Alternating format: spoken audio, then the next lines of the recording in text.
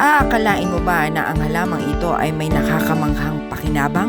Oo, tama ang tinig nyo. Kaya, pag-usapan natin!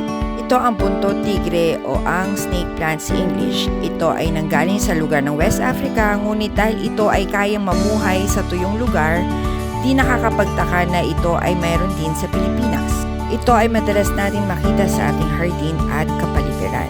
Ang benefit nito ay ang pagkakaroon ng natural air purifier na kung saan ang plant na ito ay naglalabas ng oxygen lalo na sa gabi.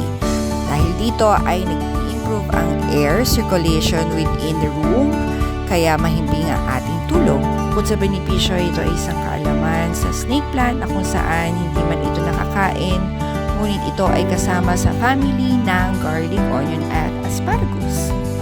Muli, ito ang pakinabang at kaalaman natin sa inyo ng Mama Talks PH.